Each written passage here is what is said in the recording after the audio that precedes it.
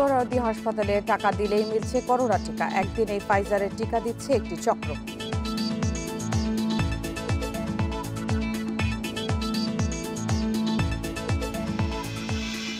বিশ্বে সবার জন্য নিরাপদ খাদ্য নিশ্চিত চান প্রধানমন্ত্রী। জাতিসংঘের সাইডলাইন বৈঠকে 5 দফা প্রস্তাব।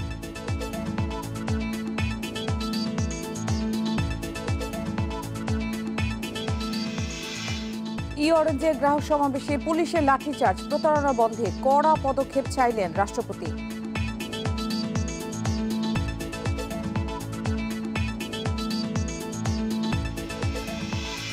ঠান্ডাজনিত রোগের প্রকোপ বেড়েছে কয়েক জেলায়। আক্রান্তদের বেশিরভাগই শিশু। সেবা দিতে হিমশিম চিকিৎসকেরা।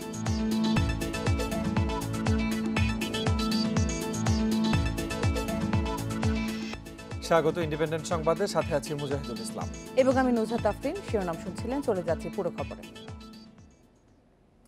রাজধানীর সোহরাওয়ার্দী হাসপাতালে টাকা দিলেই মিলছে টিকা। 1.5 থেকে 2,500 টাকার বিনিময়ে একদিনেই ফাইজারের টিকা পাচ্ছেন প্রবাসীরা।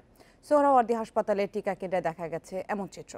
টাকার বিনিময়ে টিকা পাইয়ে দেবার এই অপকর্মের পেছনে কাজ করছে হাসপাতালটির কয়েকজন আনসার সদস্য এবং দালালদের সিন্ডিকেট। যারা আনসার আছে এরা সবথেকে বেশি একটা মেসেজের জন্য 3,000 টাকা চাচ্ছে, যে 3,000 টাকা দিলে 20 মিনিটের মধ্যে মেসেজ আসবে এবং 1 ঘন্টার মধ্যে টিকা দিয়ে দিবে। একজনে বলতেছে এদিকে আসেন, আমি আপনার মেসেজ দিয়ে দিব, আপনি আমার 1,000 টাকা দিতে হবে। আমি বাধ্য হয়ে ওরা 1,000 টাকা দিয়ে মেসেজ দিয়েছি। সোহরাওয়ার্দী হাসপাতালে ফাইজারের টিকা নিতে আসা প্রবাসীদের এমন একাধিক অভিযোগ শুনে এ বিষয়ে তদন্তে নামে ইন্ডিপেন্ডেন্ট টিম। হাসপাতালের সামনে অপেক্ষা করছেন অনেক টিকা প্রত্যাশী। এদেরই একজন মাহমুদুল জানালেন 2,000 টাকা দিয়ে SMS এর জন্য অপেক্ষা করছেন তিনি। 30 মিনিটের মাথায় মাহমুদুলের ফোনে চলে এলো টিকার SMS। আজকে এখন নিয়ে আসছি মেসেজ, আজকে পাবো কি? তাই মেসেজ আনছেন কিভাবে? টাকা পয়সা কি দেয়? অবশ্যই টাকা লাগবে, মাগনা নাকি? টিকা দিবে শনিবার দিন। কত টাকা লাগছে ভাই? 2,000 করে লাগছে কিন্তু। পরে ইন্ডিপেন্ডেন্ট টিমেরই একজন টিকা প্রত্যাশী সেজে কথা বলার চেষ্টা করলেন হাসপাতালের সামনে দায়িত্ব পালন করা এক আনসারের সাথে। প্রথমে ধরা দিতে না চাইলেও পরে তিনি জানালেন 2,500 টাকা দিলে আজই আসবে টিকার মেসেজ। আজকেই মেসেজ পেয়ে আজকেই টিকা পেয়ে যাবো। আরেকটা তো আজকেই পাবেন, সমস্যা নেই। মেসেজ পেলে তো অবশ্যই টিকা দেওয়া শুরু হবে। হ্যাঁ, এখন 2 দিন পরে বিকাশে দিয়ে দেবেন। আরো 500 দিতে হবে পরে বিকাশে। বিকাশে দিয়ে দেবেন। আনসার হারিজ জানান এখানে তিনি নতুন। টাকার বিনিময়ে টিকা পাইয়ে দেবার এ কাজে জড়িত সিনিয়র আনসারদের একটি সিন্ডিকেট। শুধু আনসাররাই নয়, এ কাজে জড়িত আছেন আরো অনেকেই। যদি আজকে আমাকে 3টা কাগজ একসাথে দিতে হলে তো আজকেই মেসেজটা দিয়ে দিতাম। টাকা কি আপনার কাছে পাঠাতে হবে? ভাই এটা পরে, আমি তো শিউর না রে ভাই। আমি আগে ব্যবস্থা হইলে পরেরটা পরে, আমি পরে আপনিই দিবেন, আমাকে বলা লাগবে না। টিকা নিয়ে এমন নৈরাজ্যের কারণে ইতিমধ্যেই 15 আনসারকে বদলি করা হয়েছে বলে জানিয়েছে হাসপাতাল কর্তৃপক্ষ। মেসেজের জন্য যদি কোনোভাবে প্রমাণিত হয় সে যে টাকা নিচ্ছে তার ব্যবস্থা, তো যে টাকা দিচ্ছে তার আমরা টিকা দেবো না। কেন আপনি মেসেজ বিনা পয়সা দেওয়ার কথা, আপনি কেন মানুষকে ইনফ্লুয়েন্স করে তার এই মেসেজ নিচ্ছেন? আমরা 15 জন আনসার অলরেডি বদলি করে দেওয়া হয়েছে। যাদের বিরুদ্ধে এই ধরনের অভিযোগ হয়েছে সেটা আগে ছিল এবং অলরেডি সেগুলি ব্যবস্থা নেওয়া হয়েছে। এখন যদি কেউ প্রমাণ দেয় তার বিরুদ্ধে একই ব্যবস্থা হবে, সোজা কথা। সরবরাহজনিত কারণে কিছুদিন ফাইজারের টিকাদান বন্ধ থাকার পর বুধবার থেকে ঢাকার 7 হাসপাতালে আবার শুরু হয়েছে টিকা কার্যক্রম। Biprajit Chanda, independent news, Dhaka. বিশ্বে সবার জন্য পর্যাপ্ত নিরাপদ খাদ্য নিশ্চিতে 5 দফা প্রস্তাব দিয়েছেন প্রধানমন্ত্রী শেখ হাসিনা। জাতিসংঘের সাইডলাইনে খাদ্য ব্যবস্থাপনা নিয়ে এক বৈঠকে অনলাইন বার্তায় তিনি আরও জানান, খাদ্য নিরাপত্তায় গবেষণার পাশাপাশি বিনিয়োগ বাড়াতে হবে। টেকসই উন্নয়ন লক্ষ্যমাত্রা অর্জনে চলতি দশকের কর্মসূচির অংশ হিসেবে জাতিসংঘের খাদ্য ব্যবস্থাপনা নিয়ে উচ্চ পর্যায়ের বৈঠক। জাতিসংঘ মহাসচিবের সভাপতিত্বে এতে অংশ নেয় নানা দেশের সরকার ও রাষ্ট্রপ্রধানেরা। এতে দেয়া অনলাইন বক্তব্যে খাদ্য নিরাপত্তায় প্রস্তাবনার কথা তুলে ধরেন প্রধানমন্ত্রী শেখ হাসিনা। খাদ্যের নিরাপত্তা নিশ্চিতে 5টি প্রধান বিষয় আমাদের লক্ষ্য রাখতে হবে। 1. কৃষি খাতে গবেষণা, বিনিয়োগ ও আধুনিকায়নে আরও জোর দেয়া। উন্নয়নশীল দেশগুলোতে সংকট এড়াতে এ সংক্রান্ত তহবিল বাড়ানো। 3. সব দেশের ঐক্যবদ্ধ প্রচেষ্টা। এছাড়া খাবারের অপচয় রোধ ও প্রযুক্তি ভাগাভাগি। খাদ্যে স্বয়ংসম্পূর্ণ দেশ হিসেবে বাংলাদেশ নিরাপদ খাদ্য নিশ্চিতে কাজ করছে বলেও জানান প্রধানমন্ত্রী। বর্তমানে আমাদের খাদ্য উৎপাদনের হার জনসংখ্যার সাথে তাল মিলিয়ে বৃদ্ধি পাচ্ছে। আমরা এখন খাদ্য উৎপাদনের দিক থেকে পুরোপুরি আত্মনির্ভরশীল, পাশাপাশি দীর্ঘমেয়াদী খাদ্যের নিরাপত্তা নিশ্চিতেও কাজ করে যাচ্ছি। including sharing of technologies to achieve sustainable security. জাতিসংঘের উচ্চ পর্যায়ের এক আলোচনায় যোগ দিয়ে ধনী দরিদ্রের মধ্যে ভ্যাকসিন বিভাজন দূর করতে 6 দফা প্রস্তাবও উপস্থাপন করেন শেখ হাসিনা। রেজওয়ানুল হক, ইন্ডিপেন্ডেন্ট নিউজ, ঢাকা। পাওনা ফেরত ও পুলিশ কর্মকর্তা সোহেল রানা সহ প্রতারণায় জড়িতদের বিচার দাবিতে অরেঞ্জ গ্রাহক সমাবেশে লাঠিচার্জ করেছে পুলিশ। প্রতারণার আরেক মামলায় ভ্যালির মোহাম্মদ রাসেলকে জেল কেটে জিজ্ঞাসাবাদের নির্দেশ দিয়েছে আদালত। এদিকে কমার্সে প্রতারণা বন্ধে কঠোর পদক্ষেপ নেওয়ার তাগিদ দিয়েছেন রাষ্ট্রপতি। অরেঞ্জের কাছে পাওনা টাকা ফেরতের দাবিতে বৃহস্পতিবার সমাবেশ করে গ্রাহকেরা। পরে জাতীয় প্রেসক্লাবের সামনে থেকে মিছিল নিয়ে মৎস্য ভবনের সামনে সড়ক অবরোধ করলে লাঠিচার্জ করে পুলিশ। এতে আহত হয় অন্তত 10 জন। একই দিনে ধানমন্ডি থানার আরেক প্রতারণা মামলায় ভ্যালির সিইও মোহাম্মদ রাসেলকে আদালতে এনে 5 দিনের রিমান্ডে চায় পুলিশ। শুনানি শেষে তাকে জেল গেটে জিজ্ঞাসাবাদের আদেশ দেয় আদালত।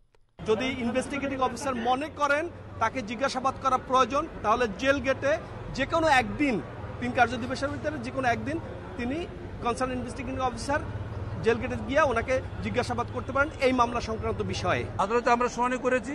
আমরা এজাহারের যে বক্তব্য তাতে দেখা যায় যে এই মামলার যে বাদী তার থেকে প্রায় 2,20,000 টাকা সেখানে তার থেকে নিয়েছে যে তাকে দুটি বাইক তাকে দিবে, কিন্তু দীর্ঘ সময় পার হয়ে যাওয়ার পরও এই গ্রাহককে তার সেই মালামাল দেয়নি।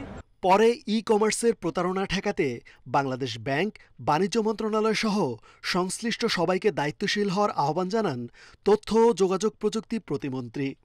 রেগুলেটর আছে, আর্থিক প্রতিষ্ঠান, বাংলাদেশ ব্যাংক এবং বাণিজ্য মন্ত্রণালয় এবং আইসিটি, টেলিকম, আমরা মিলে সবাই মিলে এখন কিন্তু এই যে একটা ক্রমবর্ধমান একটা ইন্ডাস্ট্রি, এটা যাতে কোনোভাবেই ক্ষতিগ্রস্ত না হয় তার জন্য আমাদের অত্যন্ত দায়িত্বশীল আচরণ করতে হবে। এদিকে বৃহস্পতিবার সন্ধ্যায় বাংলাদেশ প্রতিযোগিতা কমিশনের একটি প্রতিনিধি দল বঙ্গভবনে গেলে কমার্সে ভোক্তা প্রতারণা বন্ধে কঠোর পদক্ষেপ নেওয়ার আহ্বান জানান রাষ্ট্রপতি। রেজওয়ানুল হক, ইন্ডিপেন্ডেন্ট নিউজ, ঢাকা। অবশেষে জামিন পেলেন ঝুমন দাস। হেফাজত নেতা মামুনুলের বিরুদ্ধে ফেসবুকে পোস্ট দেওয়ার অভিযোগে করা ডিজিটাল নিরাপত্তা আইনের মামলায় প্রায় 6 মাস আগে গ্রেপ্তার হন তিনি।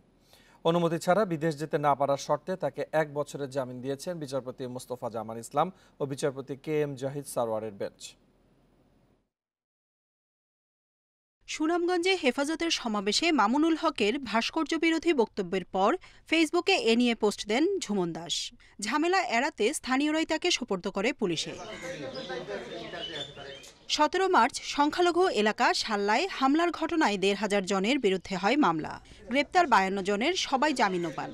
আর ঘটনার 5 দিন পর ডিজিটাল নিরাপত্তা আইনে মামলা হয় ঝুমনের বিরুদ্ধে। তবে 6 মাসে 7 বারের চেষ্টায়ও জামিন মেলেনি তার।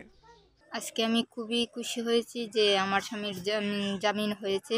আমার স্বামীর নিরাপত্তা, নিঃশর্ত মুক্তি, ন্যায় বিচার, আমি সবগুলাই আপনাদের কাছে চাই। অবশেষে বৃহস্পতিবার হাইকোর্টে মিলল ঝুমনের জামিন। 1 বছরের জন্য শর্ত সাপেক্ষে তাকে জামিন দিয়েছে উচ্চ আদালত। 1 বছরের অন্তর্বর্তীকালীন জামিন দিয়েছেন এবং 2টি শর্ত দিয়েছেন। একটি শর্ত হচ্ছে সে আদালতের আদেশ ব্যতিরেকে দেশের বাইরে যেতে পারবে না এবং আরেকটি হচ্ছে তাকে বন্ড দাখিল করতে হবে যে ভবিষ্যতে সে এরকম কোনো অপরাধ আর করবে না। আদালত আদেশে আরও বলেছেন, সংবিধান অনুযায়ী মত প্রকাশের অধিকার সবারই আছে। ঝুমন দাসের এই পোস্ট কোনো সম্প্রদায়, কোনো ধর্ম বিরুদ্ধে না, কিন্তু কিছু মানুষ, মামুনুল হকের মতো মানুষ যারা ধর্মকে বিক্রি করছে, বিকৃত করে, ইসলামকে বিকৃত করে জনগণের সামনে পেশ করছে, তাদের বিরুদ্ধে একটা ক্ষোভ প্রকাশ করে বলেছে যে এই কি সেই দেশ? এটা কোনো অপরাধ নয়। ডিজিটাল নিরাপত্তা আইনের মামলায় এখনও অভিযোগপত্র জমা দেয়নি পুলিশ। ঝুমন 1 বছরের এক কন্যা শিশুর বাবা। জান্নাতুল ফেরদাউস তানভি, ইন্ডিপেন্ডেন্ট নিউজ, ঢাকা। বিএনপির 6 দিনের বৈঠকে প্রায় 300 নেতার মতামত নেওয়া হয়েছে বলে জানিয়েছেন দলের মহাসচিব মির্জা ফখরুল ইসলাম আলমগীর। নীতি নির্ধারণী ফোরামে এসব মতামত পর্যালোচনা করে চূড়ান্ত কর্মপরিকল্পনা নেবে বিএনপি। বৃহস্পতিবার রাতে গুলশানে বৈঠক শেষে এসব কথা জানান তিনি। দ্বাদশ সংসদ নির্বাচন সামনে রেখে কর্মপরিকল্পনা চূড়ান্ত করতে 14 সেপ্টেম্বর থেকে দলের বিভিন্ন পর্যায়ের নেতাদের সঙ্গে বৈঠক শুরু করেন বিএনপির শীর্ষ পর্যায়ের নেতারা। এর ধারাবাহিকতায় বৃহস্পতিবার দ্বিতীয় দফায় শেষ দিনের বৈঠকে মতামত তুলে ধরেন খুলনা, বরিশাল ও রাজশাহী বিভাগের নেতারা। বিএনপি চেয়ারপারসনের গুলশান কার্যালয়ে বিকেল 4টা থেকে রাত 11:30 পর্যন্ত চলে আলোচনা। বৈঠক শেষে বিএনপি মহাসচিব জানান, নিজ নিজ এলাকার সাংগঠনিক অবস্থা তুলে ধরার পাশাপাশি নির্বাচন সহ নানা বিষয়ে মতামত দিয়েছেন তৃণমূল নেতারা। গণতন্ত্র পুনরুদ্ধার করার জন্য কি করা যেতে পারে, দেশনেত্রী বেগম খালেদা যিনি গণতন্ত্রের মাতা বলি আমরা তাকে, তিনি তার সারা জীবন সংগ্রাম করেছেন গণতন্ত্রের জন্য, তার মুক্তি এবং সেই সঙ্গে আপনার বাংলাদেশের মুক্তি, এই বিষয়গুলোই আলোচনা করেছে। তৃণমূলের মতামতকে প্রাধান্য দিয়ে বিএনপি কর্মপরিকল্পনা চূড়ান্ত করবে বলেও জানান মির্জা ফখরুল। তাদের সব বক্তব্য লিপিবদ্ধ করা হয়েছে, এরপরে আপনার আমাদের নীতি নির্ধারণী সভায় সেগুলো নিয়ে আলোচনা করে সিদ্ধান্ত গৃহীত হবে।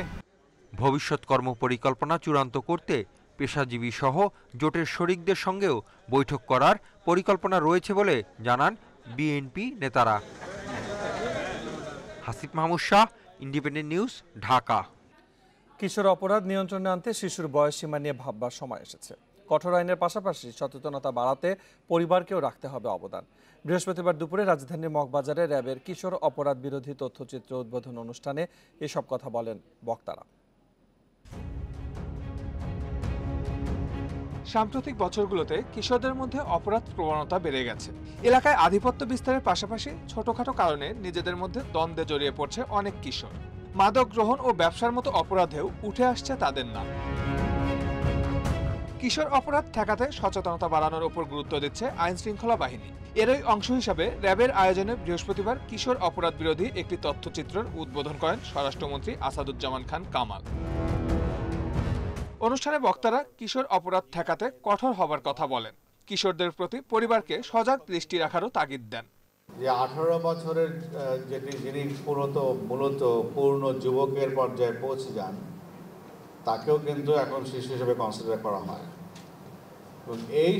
এই কারণে এই কিশোর গ্যাংদের বিরুদ্ধে এখন একেবারে যেভাবে ইতিপূর্বে আমরা আইনগত ব্যবস্থা গ্রহণ করেছি সেভাবে করা সম্ভব হচ্ছে না। যদি কেউ আমাদের এরপরেও তাদের এই জনসচেতনতামূলক আমাদের আহ্বানে সাড়া না দিয়ে সুপথে না আসে, তাদের বিরুদ্ধে কিন্তু আইনানুগ যে কঠোর ব্যবস্থা, এই কঠোর ব্যবস্থা কিন্তু চলমান থাকে। কিশোর অপরাধ দমনে আইনি জটিলতার কথা তুলে ধরে স্বরাষ্ট্রমন্ত্রী বলেন, শিশু আইন বিবেচনার সময় এসেছে।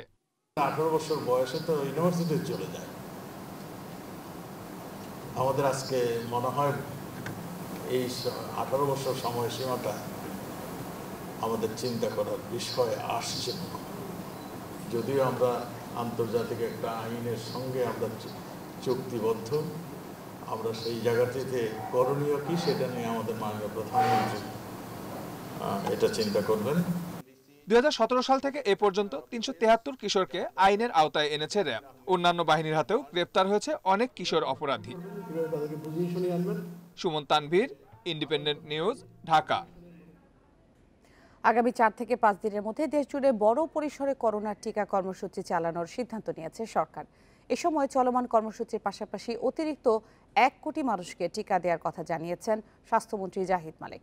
বৃহস্পতিবার রাজধানীতে একটি অনুষ্ঠানে তিনি আরও জানান, বিমানবন্দরের 2-4 দিনের মধ্যে করোনা পরীক্ষার RT-PCR ল্যাবের কার্যক্রম শুরু হবে। মুজিববর্ষ উপলক্ষে বিশেষ প্রকাশনার মোড়ক উন্মোচন করে বাংলাদেশ জাতীয় পুষ্টি পরিষদ। এ সময় স্বাস্থ্যমন্ত্রী বলেন, করোনায় মা ও শিশুর পুষ্টির অবনতি হয়েছে। তিনি জানান, আগের 60 লাখ ছাড়াও নতুন করে আরও 71 লাখ ফাইজারের করোনা টিকা দেশে আসবে। চলমান টিকা কর্মসূচির পাশাপাশি বাড়তি 1 কোটি মানুষকে দ্রুত টিকা দেওয়ার কর্মসূচি নেওয়া হচ্ছে। গতকালও 50 লক্ষ ভ্যাকসিন চায়না থেকে এসেছে এবং 2 দিন আগে আমরা WHO-র কাছ থেকে প্রতিশ্রুতি পেয়েছি যে ফাইজারের আরও 71 লক্ষ ভ্যাকসিন বাংলাদেশে আসবে।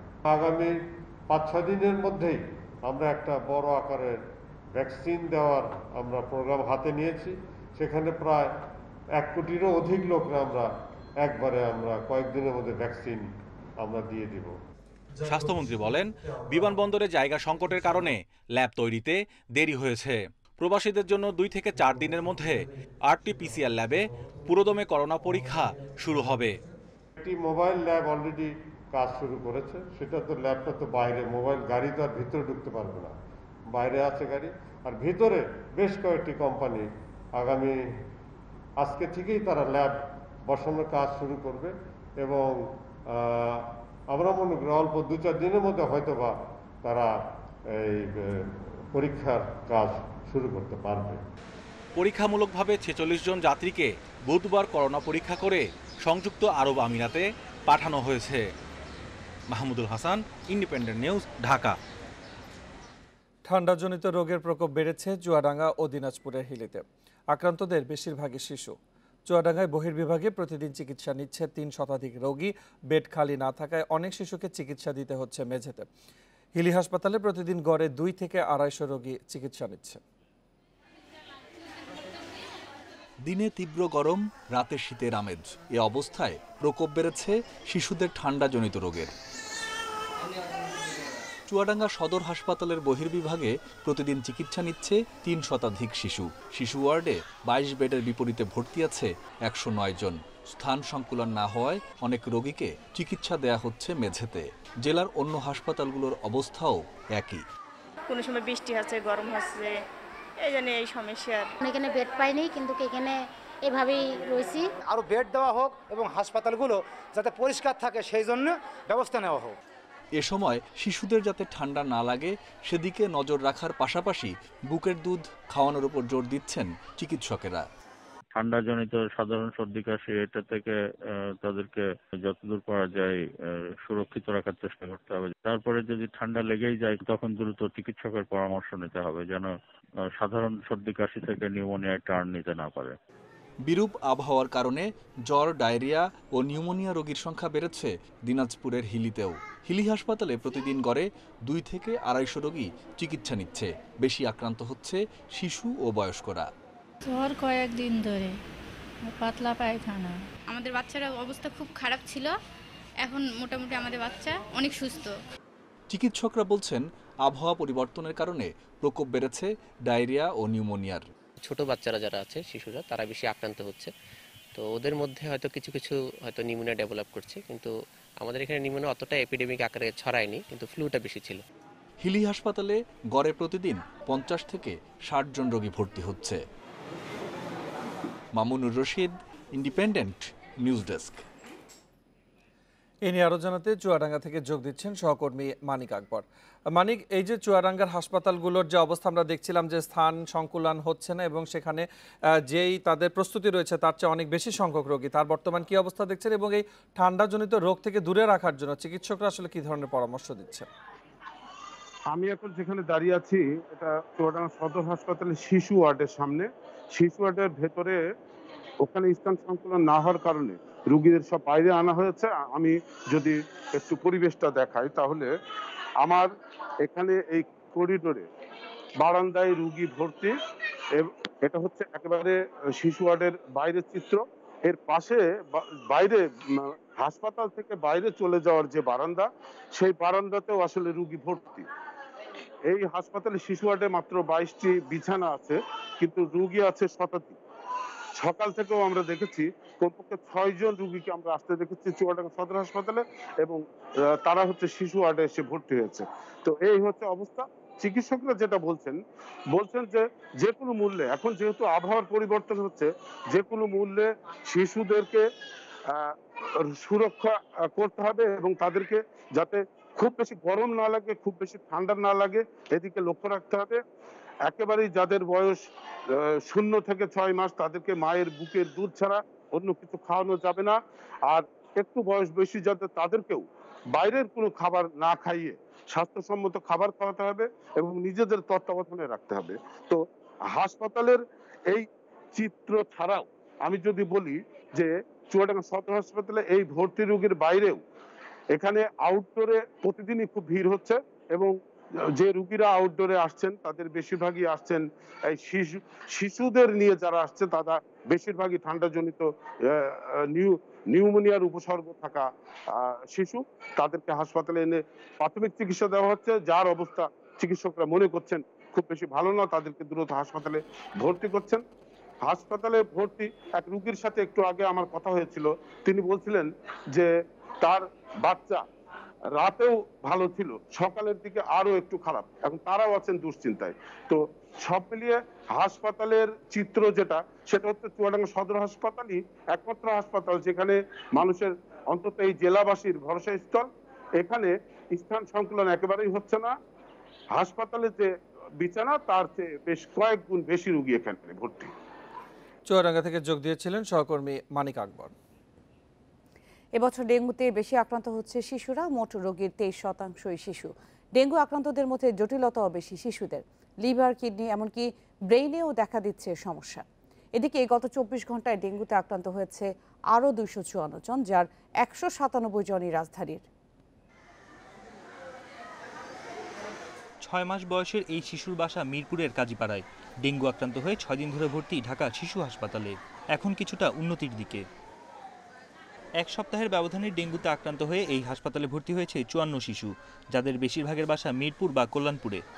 পরিষ্কার পরিচ্ছন্ন তো কাজীপাড়া এলাকায় মশাটা একটু বেশি, কাজীপাড়া অঞ্চলে বাচ্চাদের এই ডেঙ্গু জ্বর হয়। সিটি কর্পোরেশনে যখন জানানো হয় ওনারা বলতেছে যে ওনারা কার্যক্রম চালাচ্ছে, তো কার্যক্রম চালালে আমাদের বাচ্চারা এইভাবে আক্রান্ত হচ্ছে কেন? কাজ তো হচ্ছেই না।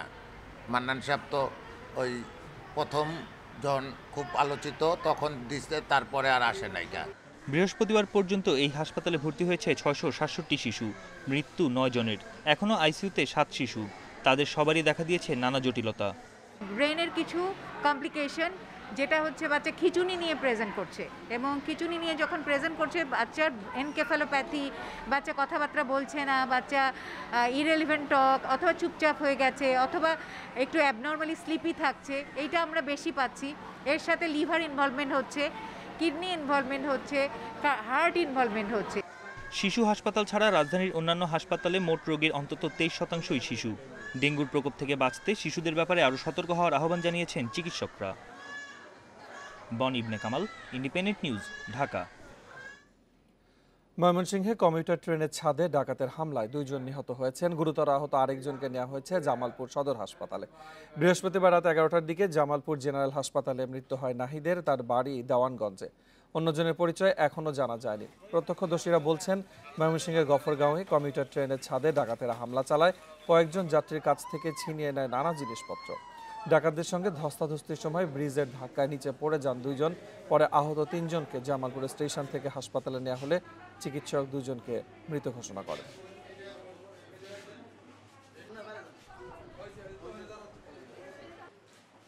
ডাকাতের দরবার আঙ্গুর জিনিসপাতি সব নিয়েছে, হারা গেছে। যাওয়ার পরে মনে হয় মৌসিং ওভারব্রিজ না হয়, তারা অ্যাক্সিডেন্টে বাড়ি খাইয়া অ্যাক্সিডেন্ট হয়েছে।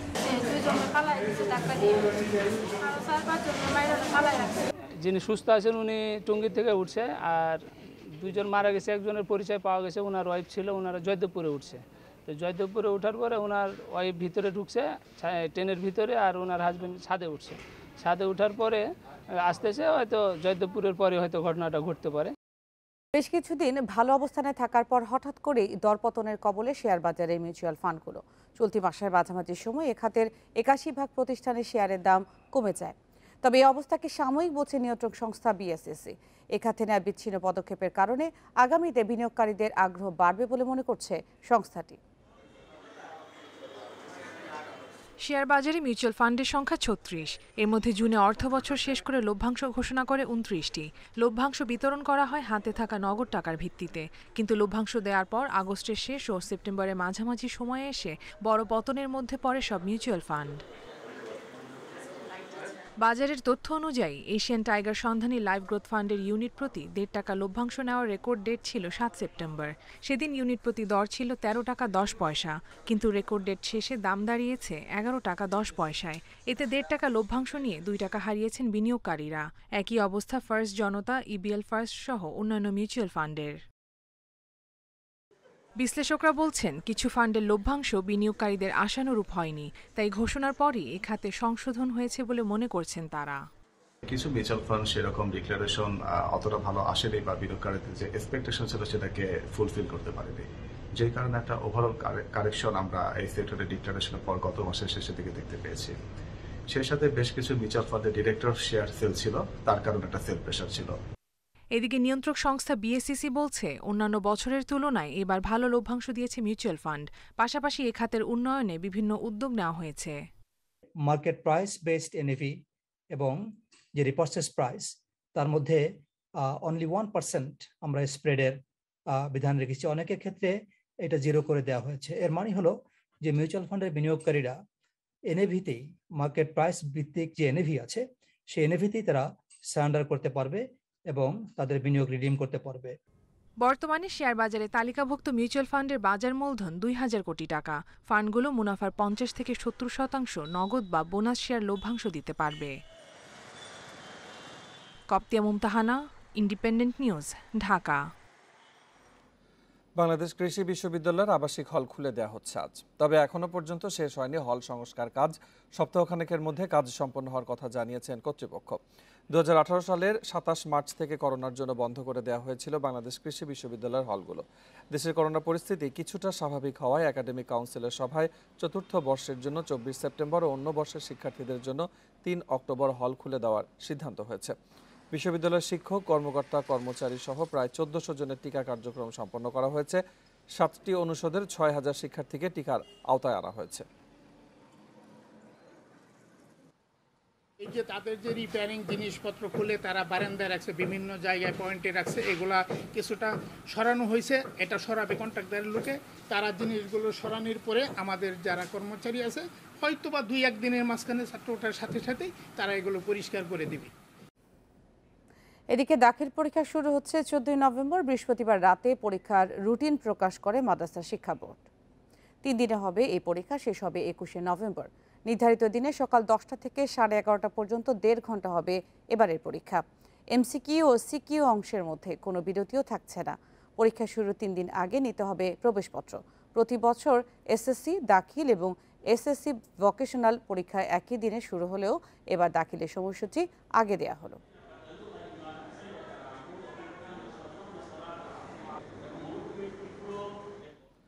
রাজশাহীর বোয়ালিয়া মডেল থানা শিরোইল টার্মিনাল পুলিশ বক্সের ইনচার্জ এটিএসআই নাসির সহ 6 পুলিশকে বরখাস্ত করা হয়েছে। বৃহস্পতিবার সকালে 2 বাস যাত্রীকে মাদক মামলায় ফাঁসানোর ভয় দেখিয়ে লাখ টাকা হাতিয়ে নেওয়ার অভিযোগে রাতে সিদ্ধান্ত নেয় মেট্রোপলিটন পুলিশ। সাময়িক বরখাস্ত হওয়া অন্যরা হলেন এএসআই সেলিম, কনস্টেবল শঙ্কর, শাহ আলম, সারোয়ার ও রিপন। পুলিশ জানায়, নারায়ণগঞ্জ ও কুমিল্লা থেকে আসা 2 নারী বৃহস্পতিবার সকালে রাজশাহীর ওই বাস টার্মিনালে নামার পর এটিএসআই নাসির সহ বক্স পুলিশ সদস্যরা তাদের আটক করে। পরে তাদের ইয়াবা সহ গ্রেপ্তার দেখানোর হুমকি দেন অভিযুক্তরা। একই সঙ্গে তাদের কাছে লাখ টাকা চাঁদা দাবি করা হয়। বাধ্য হয়ে তারা পরিবারকে বিষয়টি জানায়। পরে বিকাশের মাধ্যমে পুলিশকে 1 লাখ টাকা পাঠায় তাদের পরিবার। এছাড়াও তাদের কাছে থাকা নগদ 4500 টাকাও ছিনিয়ে নেওয়া হয়। এসব ঘটনায় পুলিশ হেডকোয়ার্টারে অভিযোগ করে ভিকটিমের পরিবার।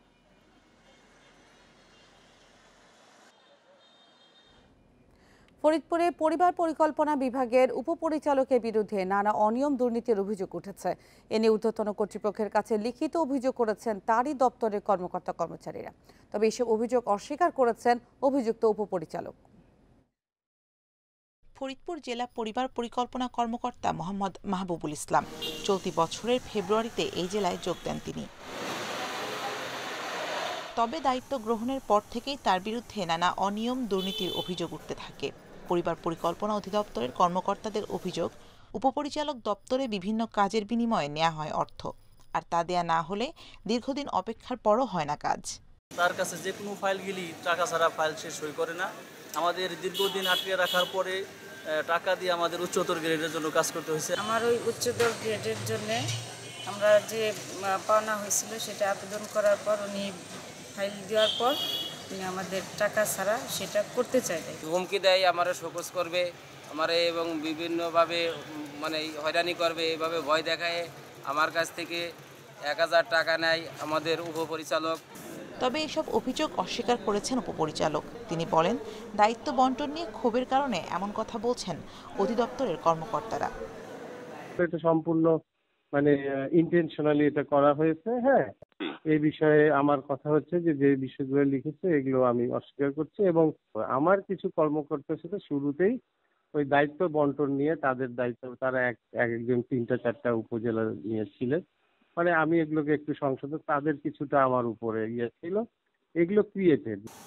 অনিয়ম দুর্নীতির বিষয়ে যাচাই বাছাই করে দ্রুত ব্যবস্থা নেওয়ার দাবি ভুক্তভোগীদের। Independent News desk. সিলেট নগরীর উপশহর এলাকায় মেলার নামে প্রায় 6 মাস ধরে খেলার মাঠ দখল করে স্থাপনা নির্মাণ করে রেখেছেন আয়োজকরা। ফলে মাঠে খেলাধুলা করতে পারছে না শিশু কিশোররা। মেলার সময় পেরিয়ে গেলেও দীর্ঘদিনের স্থাপনা পড়ে আছে মাঠটিতে। এই নিয়ে এলাকাবাসী বিভিন্ন প্রতিবাদ কর্মসূচি পালন করলেও তা আমলে নিচ্ছে না মেলা কর্তৃপক্ষ। সিলেট নগরীর 22 নম্বর ওয়ার্ডের একাডেমি খেলার মাঠে গত মার্চে মাসব্যাপী ক্ষুদ্র ও কুটির শিল্প পণ্য মেলার জন্য চারপাশ টিনের বেড়া দিয়ে ঘিরে শতাধিক স্টল তৈরি করা হয়। করোনার কারণে মেলা না হলেও প্রায় 6 মাস ধরে মাঠ থেকে স্থাপনা সরায়নি আয়োজক সংগঠন তৃণমূল নারী উদ্যোক্তা সোসাইটি। মাঠের ভেতরে কাউকে ঢুকতেও দেওয়া হচ্ছে না। মাঠ দখল করে রাখায় দীর্ঘদিন ধরে সেখানে খেলাধুলা করতে পারছে না শিশু কিশোররা। সুযোগ পেলেই দখল হয়ে যায় নানান উসিল্লা নানান ধরনের। এটা খুবই দুঃখজনক এবং এটার আশু সমাধান চাই আমরা। সারাদিন খেলা চলতো, কিন্তু এখন প্র্যাকটিস হয় না, আমাদের অন্য জায়গায় যেতে হয়েছে। ওয়ার্ড কাউন্সিলর জানিয়েছেন শুরু থেকে এই মাঠে মেলা না করার জন্য প্রতিবাদ করেন এলাকাবাসী, কিন্তু উল্টো তাদের বিরুদ্ধে মিথ্যে মামলা দিয়ে হয়রানি করা হয়। যেহেতু ক্ষুদ্র কুটির শিল্প মেলা, এই মাঠ বিশাল মাঠ, একসাথে 3টা টুর্নামেন্ট হয়।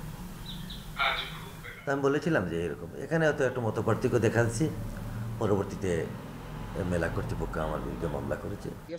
মেলার সময় পার হয় আয়োজকদের নতুন করে অন্য জায়গায় অনুমতি নেওয়ার কথা বলেছে বিসি। যেহেতু পারমিশনের ডেট শেষ হয়ে গেছে, তো নতুন করে আবার পারমিশন লাগবে। এবং যদি খেলার মাঠ হয়, আমরা খেলার মাঠ কখনোই এটা সাপোর্ট করি না যে খেলার মাঠে মেলা করুক। এদিকে 20 অক্টোবরের মধ্যে খেলার মাঠে মেলা বন্ধ এবং সরঞ্জাম সরিয়ে নেওয়ার নির্দেশ দিয়েছে হাইকোর্ট।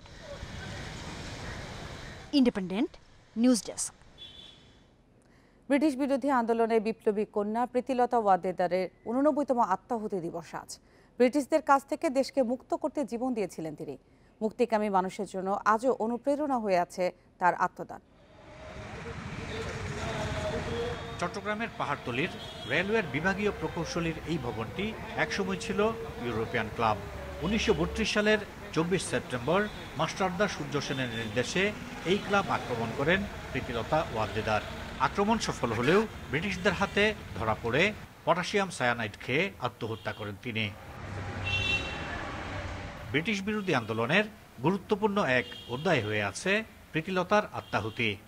মাস্টারদা সূর্য সেনের আহ্বানে উদ্বুদ্ধ হয়ে স্বাধীনতা সংগ্রামের জন্য আত্মাহুতি দিয়েছেন, দেশের জন্য আত্মাহুতি দিয়েছেন, তা আমাদের পরবর্তী স্বাধীনতা সংগ্রামীদের জন্য অনুপ্রেরণার উৎস হয়ে আছে। প্রীতিলতার স্মৃতি বিজড়িত স্থানটিতে তার একটি আবক্ষ মূর্তি ছাড়া কিছুই নেই। তবে দেরিতে হলেও তার জন্মস্থান পটিয়ার ধলঘাটে প্রীতিলতা স্মৃতি কমপ্লেক্স নির্মাণের উদ্যোগ নেয় সরকার। সেই কাজ কিছুটা এগুলেও তা দীর্ঘদিন ধরে বন্ধ।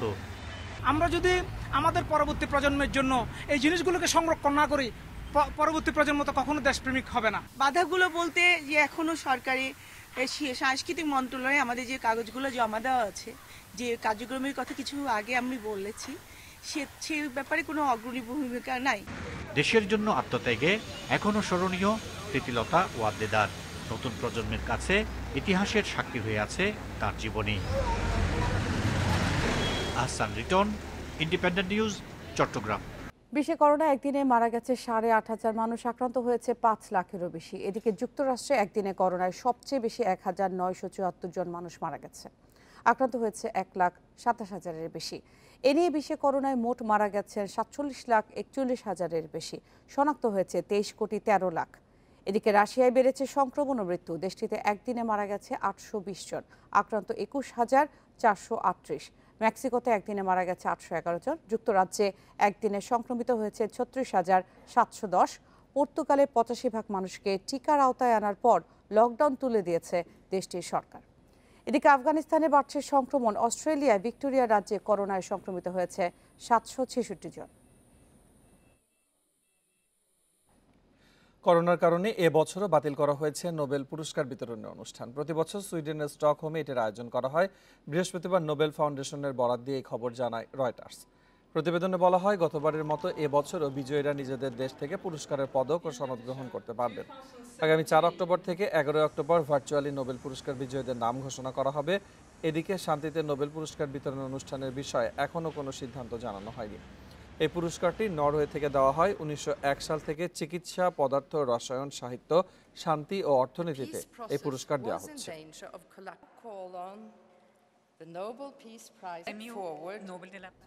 শিশুদের অনলাইন গেম খেলা নিয়ে সময়সীমা নির্দিষ্ট করে দিয়েছে চীন। অনলাইন বিনোদনে শিশুদের আসক্তি কমাতেই এই উদ্যোগ। ইলেকট্রনিক বিনোদনের ক্ষতিকর প্রভাব এড়ানোর এই উদ্যোগকে সাধুবাদ জানিয়েছেন অভিভাবকরা। অপ্রাপ্তবয়স্করা সপ্তাহে 3 ঘন্টা পাবে অনলাইনে গেম খেলার জন্য। শিশুদের সময় যেন নির্বিঘ্নে কেটে যায়, সেজন্য অন্যান্য অনেক বাবা মায়ের মতোই ভিডিও গেমসের ওপর ভরসা করেছিলেন হুয়াং দম্পতিও। 2 বছরের ব্যবধানে তারা বলছেন, তাদের 13 বছরের ছেলের মধ্যে এসেছে বেশ পরিবর্তন। ভিডিও গেমের প্রতি আসক্ত হয়ে তাদের সন্তান এখন স্কুলে যাওয়ায় অনিচ্ছা প্রকাশ করছে। সময় দিচ্ছে না পরিবারকেও, হয়ে উঠেছে বেশ আক্রমণাত্মক। আমাদের ছেলে সবসময় ভিডিও গেম নিয়ে থাকে। 2 বছর আগেও সে যেমন ছিল, এখন সে পুরো ভিন্ন এক মানুষ। সে আর আগের মতো প্রাণোচ্ছল নেই। 2019 সালের ডিসেম্বরে হুয়াং দম্পতি বাধ্য হয়ে তাদের শিশুকে রিহ্যাবে পাঠায়। হুয়াং দম্পতির মতো চীনের আরও অনেক অভিভাবক ভিডিও গেমে সন্তানের আসক্তি নিয়ে দুশ্চিন্তায় আছেন। এই সমস্যার সমাধানে নতুন নিয়ম চালু করেছে চীন সরকার। শুক্র, শনি ও রোববার রাত 8টা থেকে 9টা পর্যন্ত অনলাইন গেমস খেলার সময় দেয়া হবে। শিশুদের সুস্থ স্বাভাবিক বিকাশ, পরিবারের সাথে হৃদ্যতা, সামাজিক হওয়া সহ বিভিন্ন বিষয় মাথায় রেখে নেওয়া হয়েছে এই সিদ্ধান্ত। অনলাইন গেম ইলেকট্রনিক আফিমের মতো কাজ করে। ডিজিটাল দুনিয়ায় শিশুদের নেশাগ্রস্ত করে রাখে। আগের কোনো পন্থা এখন আর কাজে আসছে না। সরকারের এই সিদ্ধান্ত খুবই ভালো এবং অনেকটা শেষ সুযোগের মতো। হুয়াং দম্পতির মতো আরও অনেক অভিভাবক সরকারের এই সিদ্ধান্তে সন্তুষ্ট। প্রথমত, এটা শিশুর চোখের জন্য ভালো। অন্যদিকে অনলাইনে যত কম সময় পাবে, তত পড়াশোনায় মনোযোগ দিতে পারবে। এটা অসাধারণ সিদ্ধান্ত। দেখুন, এই পুরো ব্যাপারটার সাথে ইচ্ছাশক্তি ওতপ্রোতভাবে জড়িত। আমরা বড়রাই অনেক সময় হার মেনে যাই এ ধরনের আসক্তির কাছে। সেখানে শিশুরা আর কি বা করবে? তাই নিয়ম বেঁধে দেওয়ার সিদ্ধান্ত পুরোপুরি সঠিক। গেমিং কোম্পানিগুলোকে নতুন এই নিয়ম মানার নির্দেশ দিয়েছে নিয়ন্ত্রকরা। সেই সাথে গেমগুলো পর্যবেক্ষণে পর্যাপ্ত পদক্ষেপ নিতে বলা হয়েছে, যেন সহিংসতার মতো কোনো কিছু না থাকে এইসব গেমে। Mushrifa Nujhat, Independent News. Oscar ব্রুজনের অধীনে শুরু হয়েছে সাফ চ্যাম্পিয়নশিপের প্রস্তুতি পর্ব। প্রথম দিন ফিটনেস ট্রেনিংয়ে গুরুত্ব দিয়েছেন অন্তর্বর্তী হেড কোচ। জাতীয় দলের সাথে অনুশীলনে রোমাঞ্চিত এলিটা কিংসলে এখনও ফিফা থেকে ছাড়পত্রের অপেক্ষায় আছেন। নতুন কোচের পরিকল্পনায় দ্রুত মানিয়ে সাফে ভালো করার প্রত্যয় অধিনায়ক জামাল ভুঁইয়ার। লাল সবুজে আরও এক কোচ, জেমিডের ব্যর্থতায় অস্কার ব্রুজনের শুরু। জাতীয় দলের প্রস্তুতি পর্বের প্রথম দিনে কেন্দ্রীয় চরিত্রে এই স্প্যানিয়ার্ড, সাথে কিংসের পুরো কোচিং স্টাফ। পুরনোদের মধ্যে কেবল ফিটনেস ট্রেনার ইভান রাজলক।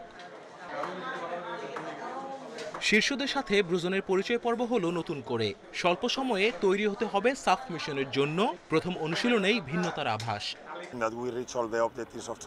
খেলোয়াড়দের ফিটনেস নিয়ে এখনো কিছু বলার সময় হয়নি। আরো কয়েকদিন অনুশীলনের পরই সেটা নিয়ে আলোচনা করা যাবে। আপাতত সবার সাথে নিজের টেকনিক, ট্যাকটিক্স নিয়ে আলোচনা হচ্ছে।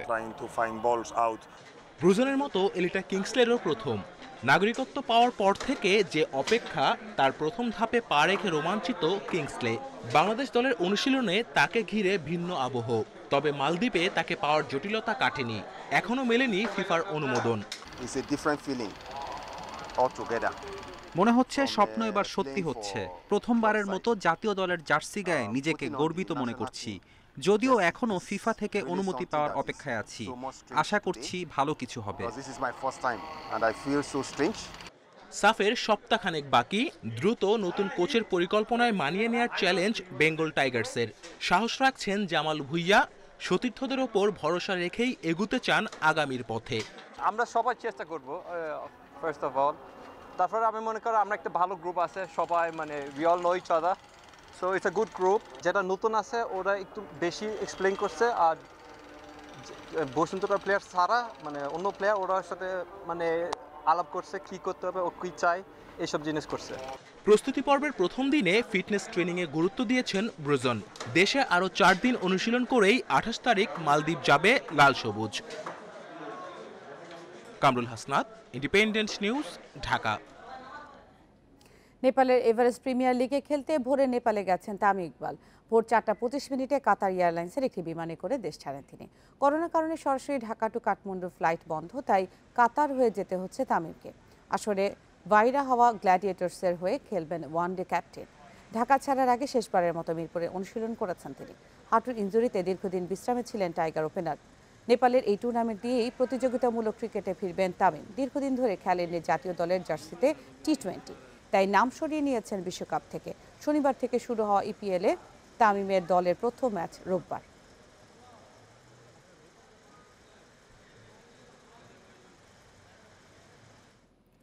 লা লিগায় টানা 3 ম্যাচে জয়হীন বার্সেলোনা। রাতে কাদিজের মাঠে গোলশূন্য ড্র করেছে স্প্যানিশ জায়ান্টরা। ম্যাচের শেষ মুহূর্তে ডাগ আউটে লাল কার্ড দেখেছেন রোনাল্ড কোম্যান। শুরু থেকে বল দখলে আধিপত্য দেখালেও গোলের সুযোগ কাজে লাগাতে পারেনি বার্সা। বিরতির পর কয়েকটি সহজ শট নিতে ব্যর্থ হন মেমফিস ডিপাই। 65 মিনিটে মিডফিল্ডার ফ্র্যাঙ্কি ডি ইয়ং লাল কার্ড দেখলে 10 জনে পরিণত হয় কোম্যানের দল। কাদিজও 2 বার চেষ্টা করে সফল হয়নি। শেষ দিকে লড়াই জমে উঠলেও গোলশূন্য থাকে 2 দল। আর রেফারির সিদ্ধান্তের প্রতিবাদ করে লাল কার্ড দেখেন কোম্যান। এই নিয়ে 5 ম্যাচে 2 জয় ও 3 ড্রয়ে 9 পয়েন্ট নিয়ে টেবিলের 7-এ বার্সেলোনা।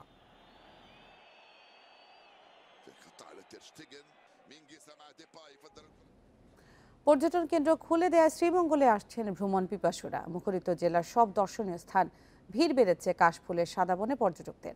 করোনার স্বাস্থ্যবিধি ও পর্যটকদের নিরাপত্তা নিশ্চিতে কাজ করছে পুলিশ। বাতাসে দোল খাচ্ছে শুভ্র সাদা কাশফুল, যেন শিল্পীর তুলিতে আঁকা কোনো ছবি, যেখানে রয়েছে নীল আকাশে সাদা মেঘের সাথে কাশফুলের নিবিড় মেলবন্ধন। শরতে আরও সুন্দর হয়ে উঠেছে মৌলভীবাজারের শ্রীমঙ্গল উপজেলা। শহর থেকে প্রায় 2.5 কিলোমিটার দূরে ভানুগাছ সড়ক ধরে এগোলেই দেখা মিলবে কাশফুলের বালুচর। উঁচু নিচু টিলার মাঝ দিয়ে বয়ে চলা ভুরভুরিয়া ছড়ার বালুচরে কাশফুল দেখতে ভিড় করছেন পর্যটকেরা। শ্রীমঙ্গলের এই কাশফুলের বালুচরটা আগে ওখানে কাশফুল ফুটতো। এই বাগান মনে হচ্ছে কেউ যেন চাষ করে রেখেছে, এত সুন্দর লাগছে। পর্যটকদের আনাগোনা বাড়ায় পর্যটন শিল্প ঘুরে দাঁড়াচ্ছে বলছেন স্থানীয় ব্যবসায়ীরা। পর্যটক আসতে শুরু করেছে এবং বুকিংয়ের জন্য আমরা প্রচুর ফোন পাচ্ছি। আশা করি আমাদের পর্যটন নগরী শ্রীমঙ্গল আগের মতো পর্যটনের আমরা পাব। স্বাস্থ্যবিধি ও পর্যটকদের নিরাপত্তা নিশ্চিতে কাজ করছে পুলিশ। পর্যটন স্পটগুলোতে যাতে প্রপারলি নিরাপত্তার সাথে তারা তাদের পর্যটনকে উপভোগ করতে পারেন, সেই জন্য জেলা পুলিশ সবসময় সহায়ক ভূমিকা, অগ্রণী ভূমিকা পালন করে যাচ্ছে এবং করবে। দিন শেষে সন্ধ্যার আলো আধারে এখানকার প্রকৃতি মনকে এনে দেয় প্রশান্তি। Independent News desk. সমতলে বাস করা ক্ষুদ্র নৃগোষ্ঠীর মানুষের প্রধান উৎসব কারাম। শুভ কর্মভাগ্য পাওয়ার প্রত্যাশায় এই উৎসব ও পুজো করে থাকেন তারা। এবারও নওগাঁর মহাদেবপুরের বিভিন্ন গ্রামের ক্ষুদ্র জাতিসত্তার মানুষ উদযাপন করেছেন কারাম উৎসব। করোনা পরিস্থিতির কারণে অর্থ সংকটে কিছুটা ম্লান এবারের কারাম।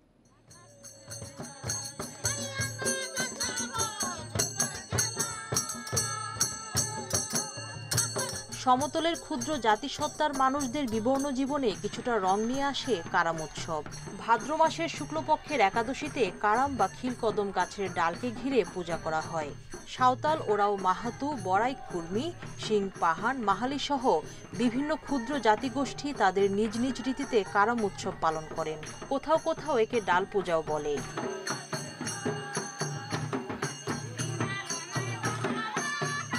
এবারও নওগাঁর মহাদেবপুর উপজেলার বিভিন্ন গ্রামের ক্ষুদ্র জাতিগোষ্ঠীর মানুষেরা কারাম উৎসব উদযাপন করেছেন। উপোসের মধ্য দিয়ে আচার শুরু করেন নারীরা। বেদিতে কারাম ডাল রোপণ করে চলে পূজা। রাতভর চলে নাচ আর আনন্দ। পূজা শেষ হওয়ার পর মেয়েরা পরস্পরকে খাবারে আমন্ত্রণ জানিয়ে উপোস ভেঙে ফেলেন। বিভিন্ন বাড়ি থেকে পাওয়া চাল ডাল ও টাকা দিয়ে ভুরিভোজ খাওয়ানো হয় আমন্ত্রিত অতিথিদের। শেষে নদীতে কারামের ডালটি বিসর্জনের মাধ্যমে শেষ হয় উৎসব। সারা রাত কিচ্ছা বলা হয়, রুটি পিঠা খাওয়ানো হয় এবং পাড়ার জনগণ আসে। কারাম উৎসবে অনেক হই হুল্লোড় করি, অনেক আনন্দ করি। জোগাড় করতে পারি না, বাড়ি বাড়ি আমরা যেভাবে খাওয়ার আয়োজন করতাম সেভাবেও হয়নি। আমাদের এই করোনা ভাইরাস আসে আমাদের কাজকর্ম কিছুটা কম হয়ে গেছে। পূজার দ্বিতীয় দিন বিকেলে বিভিন্ন ক্ষুদ্র জাতিসত্তার সাংস্কৃতিক সংগঠনগুলোকে নিয়ে আয়োজন করা হয় মেলার। নাচে গানে ও ঢোল মাদলের আওয়াজে মাতোয়ারা হয় মহাদেবপুরের ডাক বাংলোর মাঠ। এখন তো আদিবাসীদের উপর ভূমিহীন হয়ে যাচ্ছে, শিক্ষাহীন হয়ে যাচ্ছে, ভাষাহীন হয়ে যাচ্ছে, অধিকারহীন হয়ে যাচ্ছে। সেই অবস্থায় আমি মনে করি যে কারাম উৎসব তাদের উজ্জীবিত করে, তাদের প্রাণিত করে, তাদেরকে ঐক্যবদ্ধ হওয়ার প্রেরণা যোগায়। আদিবাসী জনগোষ্ঠী আছে, আদিবাসীদের আলাদা ভাষা এবং সংস্কৃতি আছে। আমরা এটাকে মাঠে নিয়ে আসি। প্রথম 1996 সালে আমরা এটাকে মাঠে নিয়ে আসি। এটা মূলত প্রত্যেকটা বাড়ি বাড়ি অনুষ্ঠানটা হয়, এখনও করি আমরা, কিন্তু উৎসবটা আমরা মাঠ পর্যায়ে করি। শুধু ক্ষুদ্র জাতিসত্তার মানুষেরাই নয়, সকল ধর্মবর্ণের মানুষের অংশগ্রহণে কারাম উৎসব পেয়েছে সার্বজনীন মাত্রা। সুলতানা জাহান মিতু, ইন্ডিপেন্ডেন্ট নিউজ, মহাদেবপুর, নওগাঁ। এই ছিল এখনকার ইন্ডিপেন্ডেন্ট সংবাদ। আর ইন্ডিপেন্ডেন্ট টেলিভিশনের সব খবরের বিস্তারিত দেখতে চোখ রাখুন ফেসবুক, ইউটিউব, টুইটারে। ধন্যবাদ সবাইকে।